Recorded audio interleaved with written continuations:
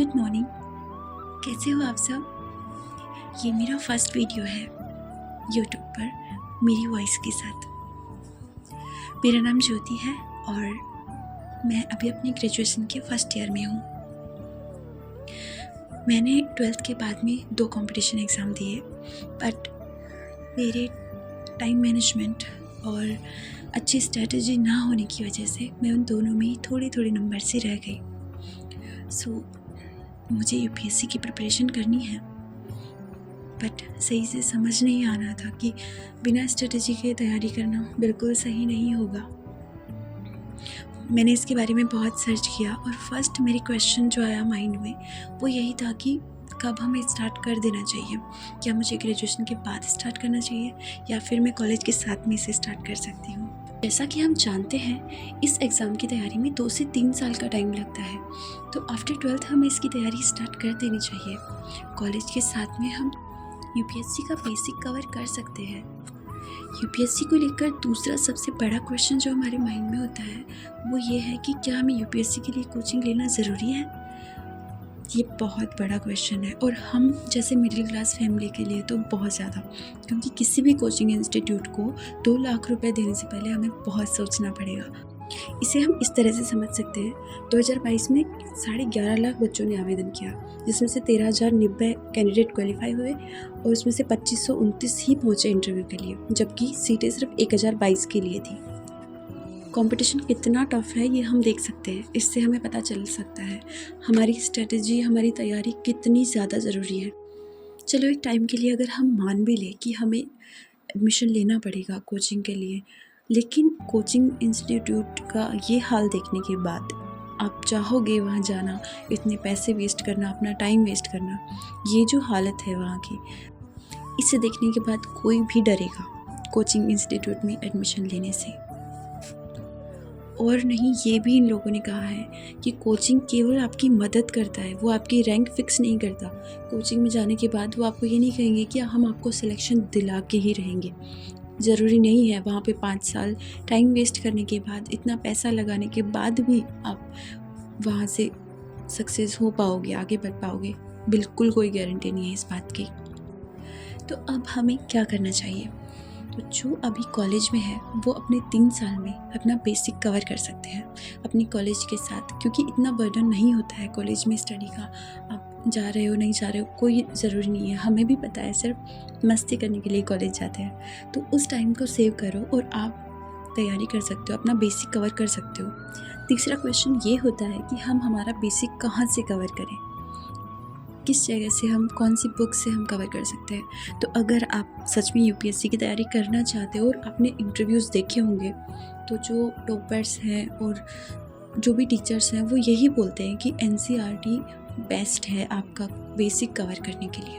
अगर आप यूपीएससी का बेसिक कवर करना चाहते हो तो 6 to 12 आप एनसीईआरटी को पढ़ सकते हो, वो आपका अच्छे से बेसिक कवर करेगी। उसमें आप मैथ भी 12th तक, नॉर्मल जो मैथ होती है वो 12th तक अगर आपकी अच्छी हो, 10th तक अच्छी हो तो बेस्ट होती है। हिस्ट्री, इकोनॉमी, ज्योग्राफी, पॉलिटी आप सब पढ़ सकते हो। अभी 3 साल के अंदर बेसिक का मतलब है आप 6 to 12 की एनसीईआरटी कवर कर दो। इसको कवर करने के लिए भी क्या हमें क्लासेस देखनी पड़ेगी, क्या हमें कहीं से कोर्स लेना पड़ेगा? तो बिल्कुल भी मत लेना, क्योंकि टीना डाबी मैम ने ये कहा था, अगर इस टाइम पर, इंटरनेट के टाइम पे, अगर आप कहीं पैसे देके पढ़ रहे हो, कोचिंग में जाके किसी को पैसे खर्च कर रहे हो, तो आपसे बड़ा बेवकूफ़ कोई नहीं है सच में। क्योंकि अभी इतना फ्री मटेरियल मिल रहा है हमें, हम जाएं, ढूंढें, देखें और जो अच्छा है उसे पढ़ें। बुक्स हमारे पास है और हम वीडियोस देख सकते हैं। यूट्यूब पे हज़ारों वीडियोस है, बहुत अच्छे टीचर्स हैं जो पढ़ाते हैं। बस हमें जाना है, ढूंढना है उनको। और अगर आप चाहते हो ऐसे कुछ चैनल्स के नाम मैं आपको बताऊं, क्योंकि मैंने खुद ने उनको देखा है और अब मेरी एनसीईआरटी मैं वहीं से कवर करने वाली हूँ, तो आप मुझे कमेंट करके ज़रूर बताना, मैं आपको उनके नाम ज़रूर बताऊँगी, सभी चैनल्स के जिन पे उन्होंने एनसीईआरटी के नोट्स बनवा रखे हैं। मैं ये नहीं बोल रही हूँ कि वो जो बनवा रहे हैं आप सेम कॉपी कर लो उठा के, नहीं, बिल्कुल नहीं। आपको बुक्स भी पढ़नी है और फिर नोट्स भी बनाने हैं। आप खुद के अपने हैंड रिटन नोट्स बनाओ, अपने तरीके से बनाओ। और दूसरा है, आपको एनसीईआरटी की बुक्स भी क्या खरीदनी पड़ेगी? अब 6 to 12 तक की अगर आप बुक्स खरीदोगे तो बहुत सारे पैसे जाएंगे, मुझे पता है। तो अगर आप पढ़ सकते हो, PDF फॉर्म में पढ़ सकते हो ना, तो आपको मिल जाएगी NCERT की सारी बुक्स मिल जाएगी, ओल्ड NCERT, न्यू NCERT। इसके लिए भी आप मुझे कमेंट करके बताना, मैं आपको लिंक दे दूँगी या मैं वेबसाइट बता दूँगी कि आप कहाँ से उनको डाउनलोड कर सकते हो। NCERT की सारी बुक्स एक साथ नहीं करना, एक एक दो दो करके उन्हें आप पढ़ते रहो, नोट्स बनाते रहो, वीडियोस देखते रहो और साथ में समझ समझ के आप 3 साल बहुत होते हैं अगर आप चाहते हो सच में कवर करना तो मेन चीज़ UPSC के लिए बेसिक होता है। और UPSC का अगर आप सच में समझो तो सिर्फ बेसिक, स्टैंडर्ड एंड लिमिटेड, अगर आप इन 3 चीज़ों को कवर करके चल रहे हो तो आप कर लोगे। आपकी स्ट्रेटजी अच्छी होनी चाहिए बस। बेसिक में आपका 6 to 12 NCERT कवर होनी चाहिए। स्टैंडर्ड जो बुक्स आती है, जो पढ़ाते हैं UPSC के लिए जो पढ़ते हैं, वो बुक्स आप कवर करो। और लिमिटेड का मतलब है कि हर चीज़ के पीछे मत भागो। वहाँ मैगजीन पढ़ी है, वहाँ न्यूज़पेपर पढ़ा है, वहाँ से वीडियोस देखी है, सब चीज़ों के पीछे मत भागो।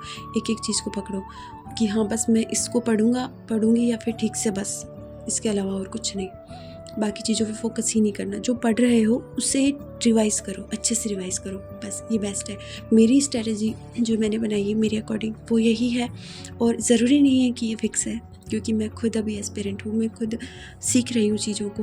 तो आगे जाके इनमें चेंज करने की ज़रूरत पड़ी तो ऑफ कोर्स मैं इनमें चेंज करूँगी। और आप भी अपनी खुद की स्ट्रेटजी बनाओ, किसी दूसरे की स्ट्रेटजी पर हम नहीं चल सकते हैं।